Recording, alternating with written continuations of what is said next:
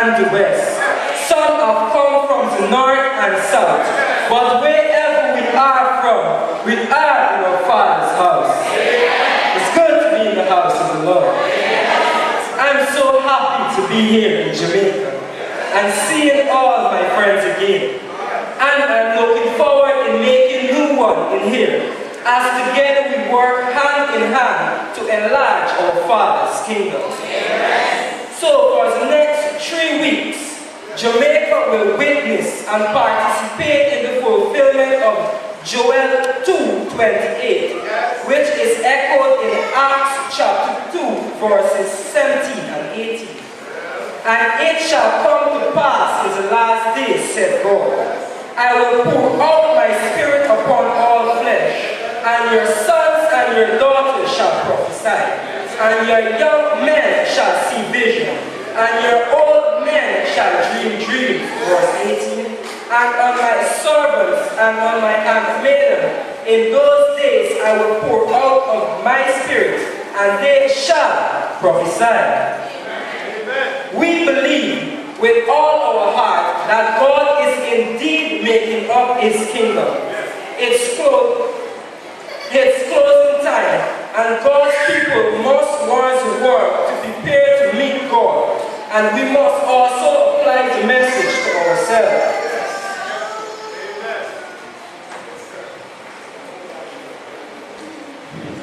So for the next few nights, those gospel-hardened members of your family, those who may have grown careless with a walk with Jesus, those friends you know need Jesus, even your enemies must be brought to this place, and they must be invited by you.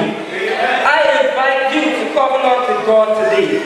Pledge in your heart with him right now that you will be here for the next 3 weeks, and you will use it to bring others nightly to hear the word of God.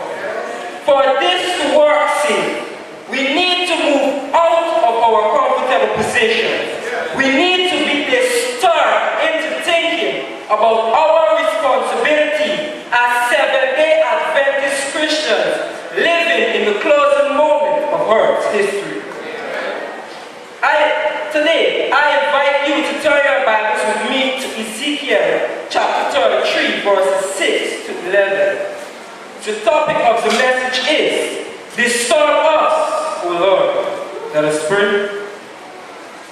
Father, I stand before your throne in praise, not worthy, unable, but with your Holy Spirit, I know I can.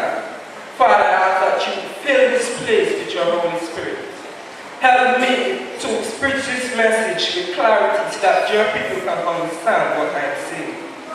But I ask that you continue to be with this program. Continue to guide it the way we should. This is all I ask. In Jesus' name we pray. Verse 6. But if the watchman sees the sword come, and blow not the trumpet, and the people be not warned, if the sword come and take any person from among them, he is taken away in his iniquity, but his blood will be required as the watchman's hand. Verse 7. So thou, O son of man, I have set thee a watchman unto the house of Israel. Therefore thou shalt hear the word of my mouth, and warn them from me. Ladies and gentlemen, boys and girls, we cannot doubt that the watchman has a most important function, as he occupies his position day after day, and as he gazes out over the hot desert. Stand from his advantage point. He needed sharp vision. He needed to report exactly what he saw. As danger approached, usually from invader, there was a sense of urgency that characterized his mission. So watchman dare not whisper the message to a chosen few. He dare not worry about whether it was covenant or not. He dare not worry whether it would make him unpopular. The watchman must take up the trumpet and immediately sound the alarm for all to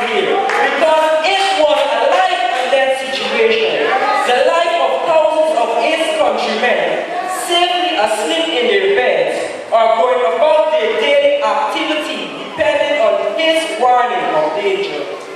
The watchman must cause the people to make ready for engaging the enemy.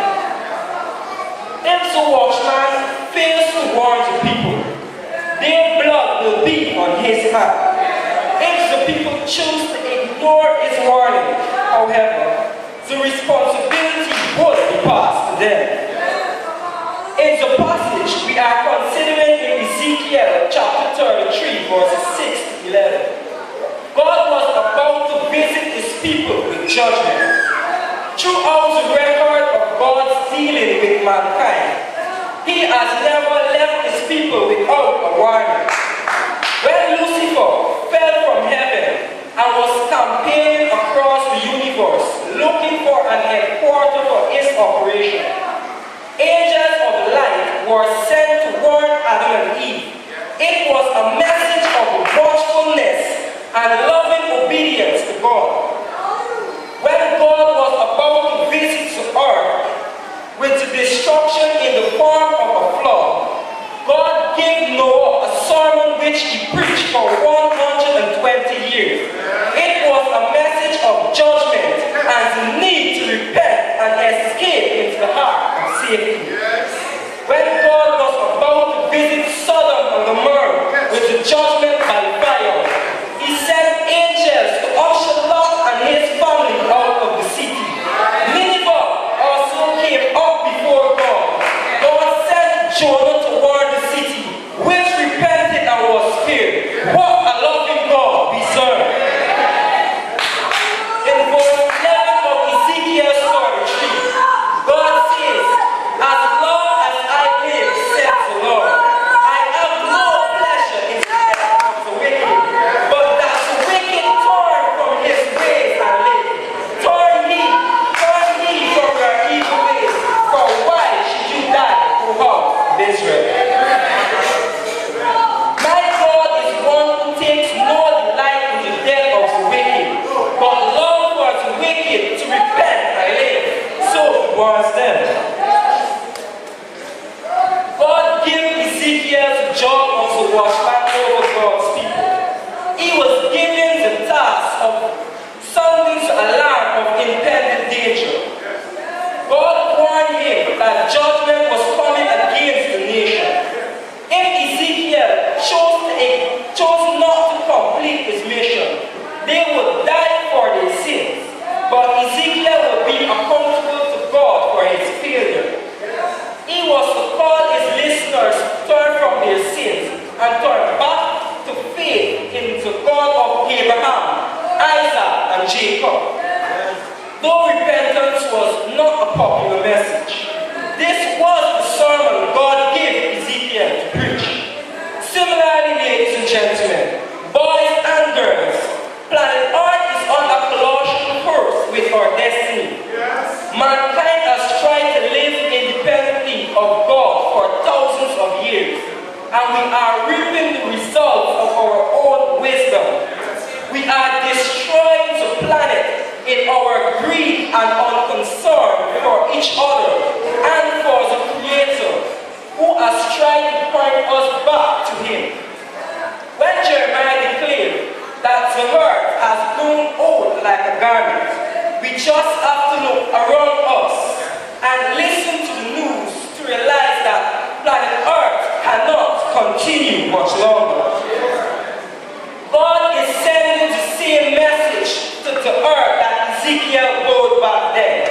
It's the same gospel or good news. It's a message of repentance and salvation.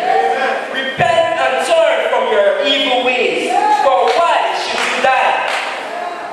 God has appointed watchmen to sound the warning that our days on this earth are numbered. We must prepare to meet God, even as the call is made of impending danger. The devil is even now whispering to some sitting right here that this is a fairy tale. For others, I have heard this so often. The scoffer said in 2 Peter chapter 3, verses 4, where is the promise of his coming? For since our fathers fell asleep, things continue as they were from the beginning of creation. To others, he is saying, mankind has the resource and the knowledge to fix all our problems here on earth. Why then should I entertain love of heaven? Some of us have more belief in these theories than the scientists themselves. Why do you think billions of dollars are spent every year on space programs? It is said that the fraction of this money can eliminate hunger and starvation from our planet. The answer, my friends, lies in the fact that we are exploring to see if any other planet out there can sustain human life, because the scientists know that the Earth cannot for much longer. Others are even lured into not even believing in a heaven or in God. Some boast, me, I don't believe in heaven or hell.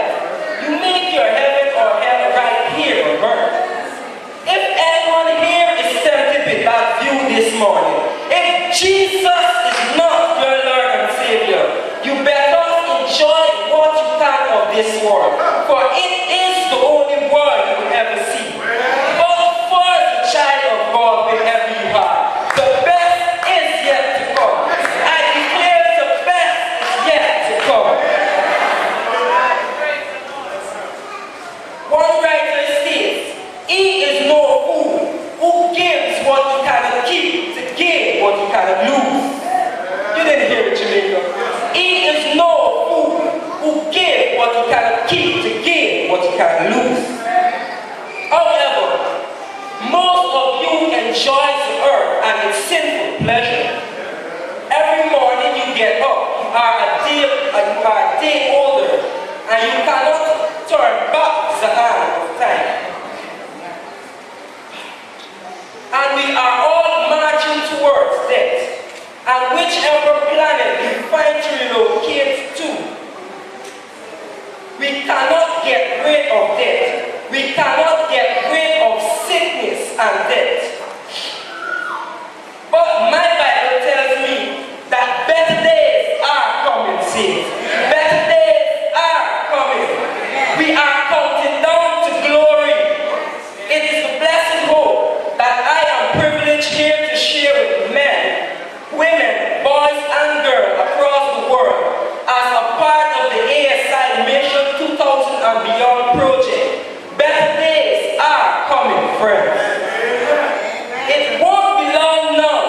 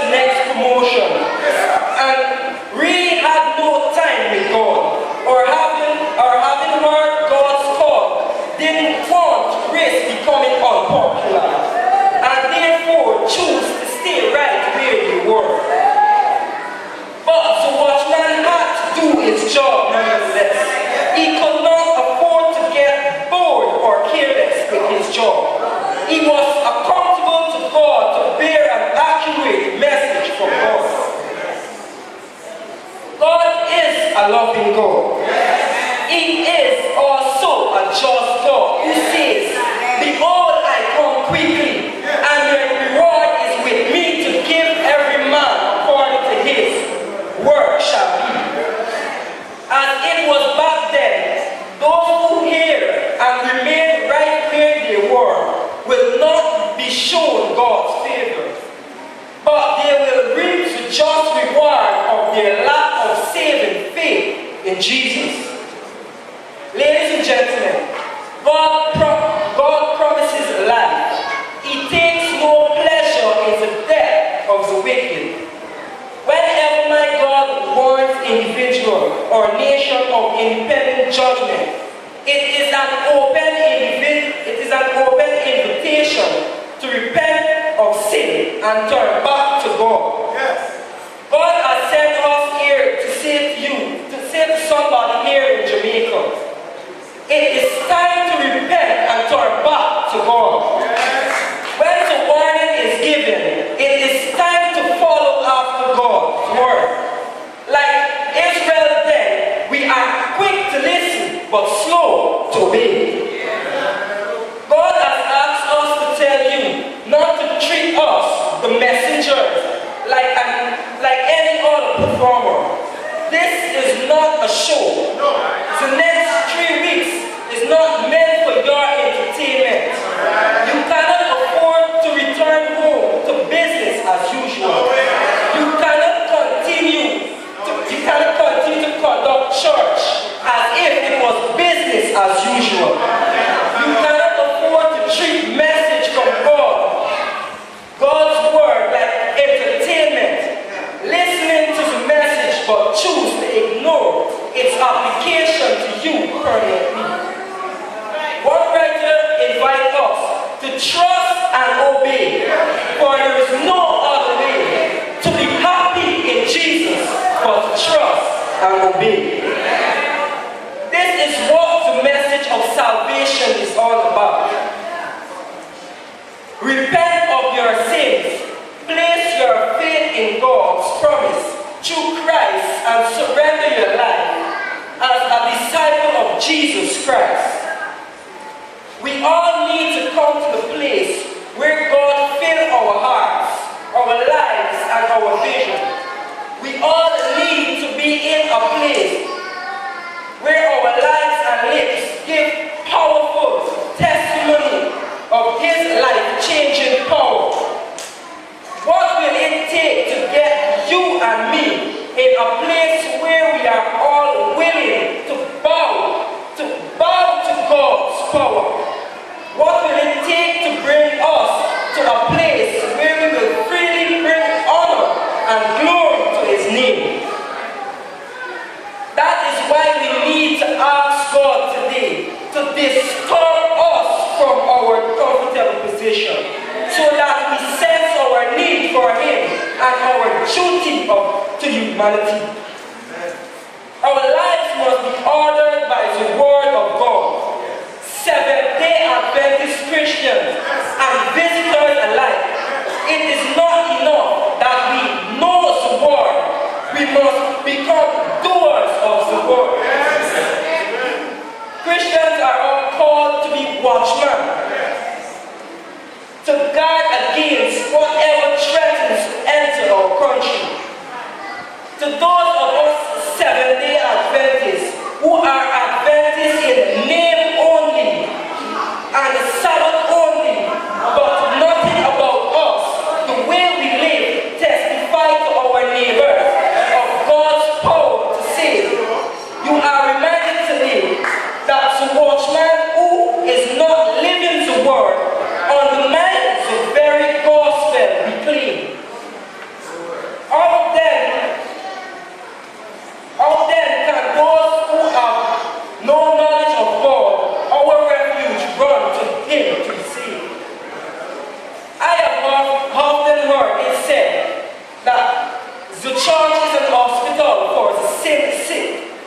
While this is true, in this hospital, as in no other, you will find the great physician. If you come looking for Him, if you take the medication He gave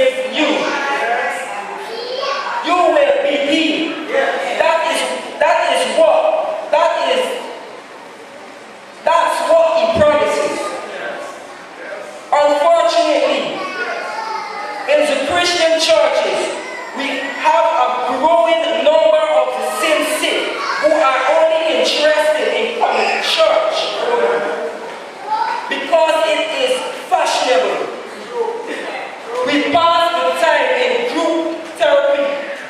We mourn and groan about our arches and pain. Why this be done? Why that this should not be done? Why children should not preach adult sermon? The same sermon that are leading men, women, and children to the knowledge of our Lord and Savior across the universe. The last thing some of us want to hear is the physician's ministering word. Arise, take up thy bed and walk. The church has become for some an international rescue place and refuge from our responsibility. But in Ephesians 6:11, Paul tells us to put on the gospel armor of God, that he may be able to fight against the wiles of the devil. He didn't say put on your gospel ground and wait on the preacher. Ladies and gentlemen, presented here this morning, God's people, wherever you are in 2012, the hospital, the church of God must serve a higher purpose. God's church must be a spiritual fortress built in enemy's territory, where soldiers of Christ, old and young alike, are recruited, trained, and equipped for doing battle against sin and evil in society. With open Bibles, convicted hearts, and committed lives.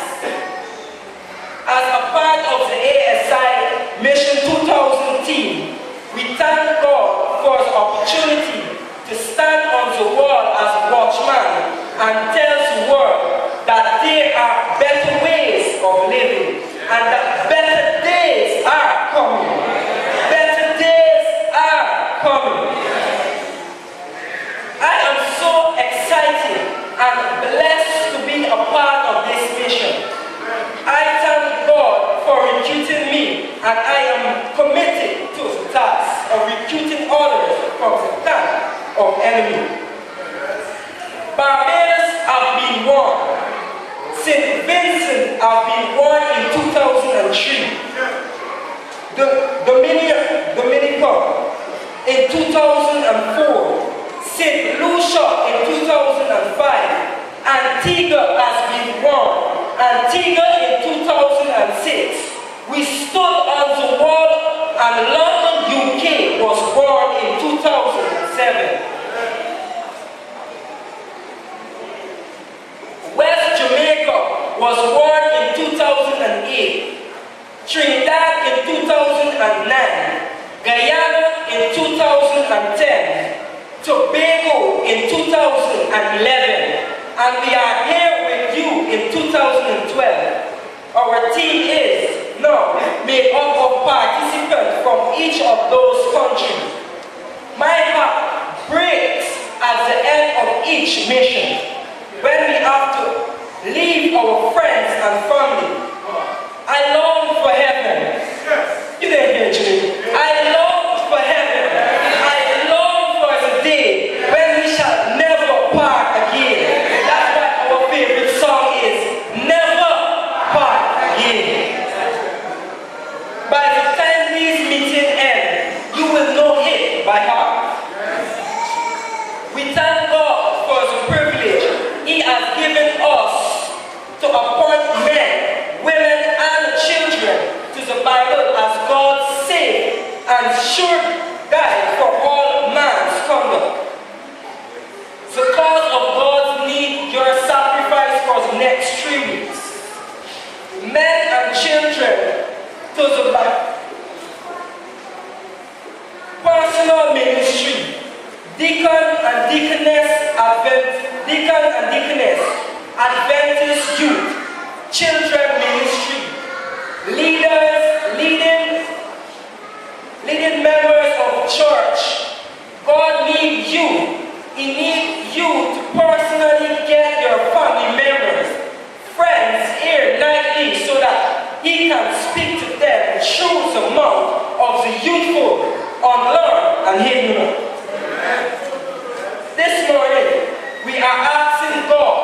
disturb us, to shake us, to awake us to the need of a world that is in a colossal course with our destiny.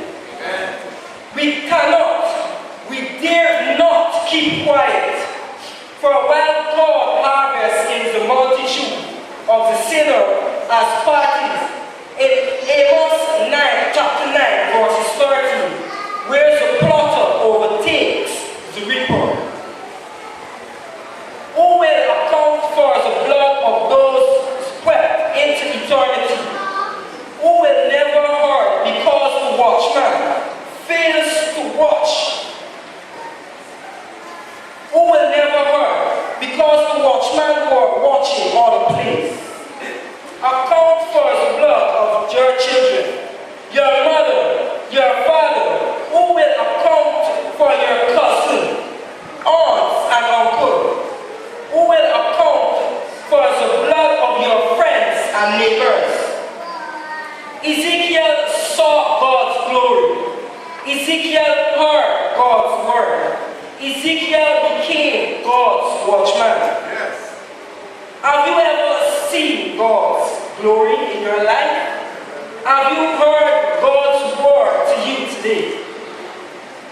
Then somebody that you know needs to be warned.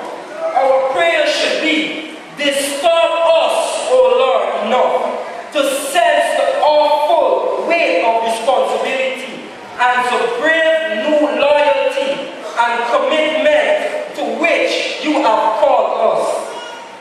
Disturb us enough, Lord, so that we will take the good news to that sinner for whom Christ has died. That God is able to save to the utmost, to those who come to Him in faith, and that Christ's blood makes Him a worthy candidate for heaven. Amen.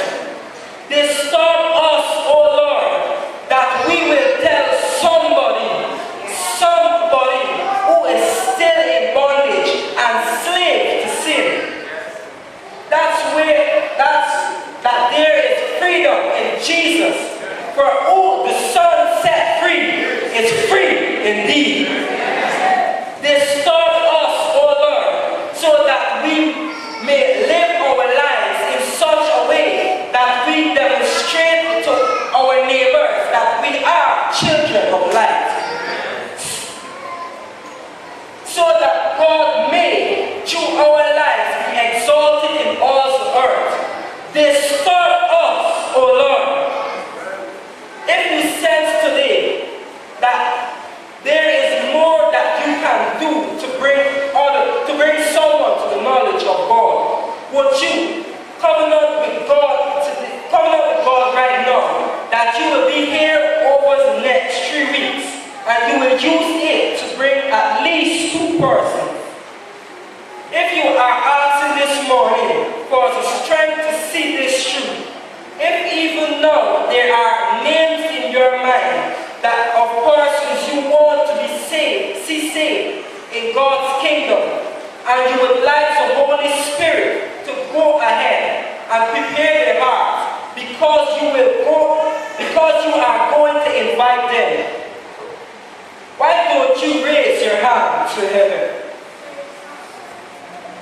Heaven takes record of your decision as together over the next 3 weeks, we introduce men, women, boys, and girls to our soon coming King.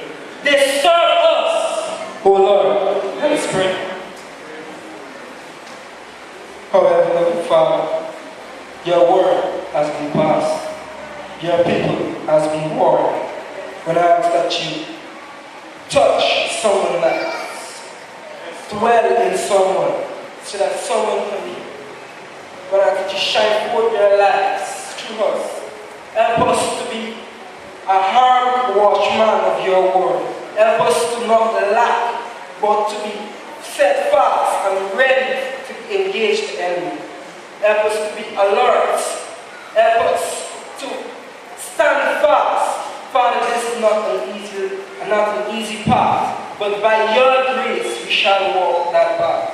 But we shall not be afraid, for you are with us. Father, we ask that you shine forth your light in front of us, so that we may walk the straight and narrow path.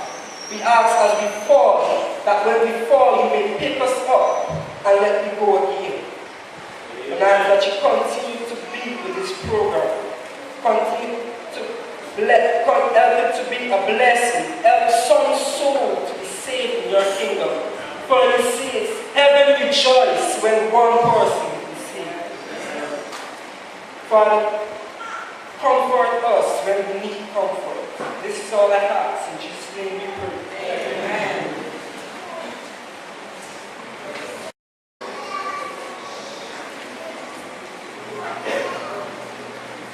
The closing hymn is number 614, number 614, Soul of After Praise.